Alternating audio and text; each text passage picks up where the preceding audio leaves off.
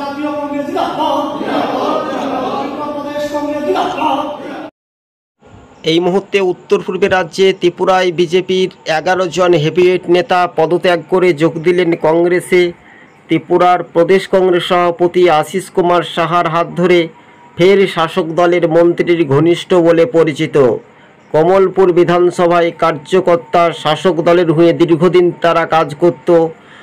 তাদের দল ছাড়ার ঘোষণা তারা ইঙ্গিতপূর্ণভাবে প্রতিক্রিয়া দিয়েছেন। তাদের বক্তব্য, বিজেপি করেও তাদের বাড়িতে আক্রমণ, হামলা, হুজ্জুতি করে, তারই জন্য তারা স্বইচ্ছায় দল ছেড়ে কংগ্রেসে যোগদান করেছেন। তারা একসময় কংগ্রেস করত বলে এমনটাই খবরের ইঙ্গিত। তবে ত্রিপুরা প্রদেশ কংগ্রেস সভাপতি আশিস কুমার সাহা তিনি জানিয়েছেন, একাধিক শাসকের মন্ত্রীর ঘনিষ্ঠ তারা পরিচয়, কিন্তু আরও আগামী দিন যোগদানের সম্ভাবনা বেশি থাকতে পারে বলে খবর সূত্র মারফত আমরা জানতে পারছি।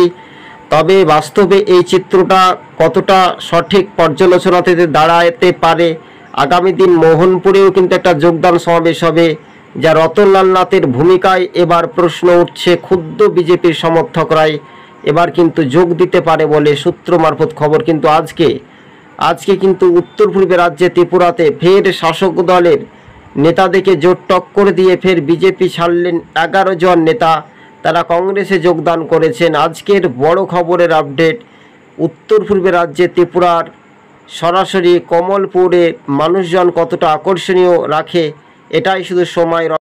কিন্তু কার্যত এবার কংগ্রেসে যোগদানের পর যে হিড়িকের সম্ভাবনা বেশি, সেটাই কিন্তু রাজনৈতিক মহলের অনেকটাই জল্পনা তুঙ্গে শুরু হয়েছে বলে খবর সূত্র মারফত আমরা জানতে পারছি দর্শক বন্ধুগণ। তবে তো বাস্তবে এই রাজনৈতিক সমীকরণ উত্তর পূর্বে রাজ্যে ত্রিপুরায় প্রদেশ কংগ্রেস সভাপতি সরাসরি তিনি সাংবাদিক সম্মেলন করে কংগ্রেস ভবনে তিনি জানিয়েছেন যে আগামী দিনে শাসক দলের হেভিওয়েট নেতারা ফের দল ছাড়তে পারে বলে খবর ইঙ্গিত। কিন্তু আজকে আমরা দেখতে পেলাম কমলপুরের বিভিন্ন কার্যকর্তারা আজকে কিন্তু কংগ্রেসে যোগদান করেন।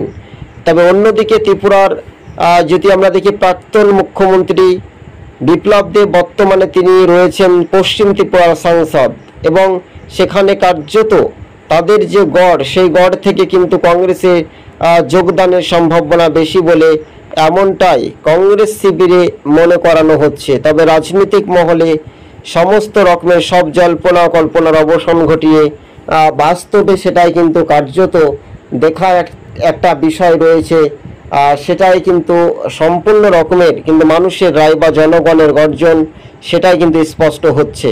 তবে 11 জন হেভিওয়েট নেতা ফের দল ছাড়লেন, যোগ দিলেন কংগ্রেসে।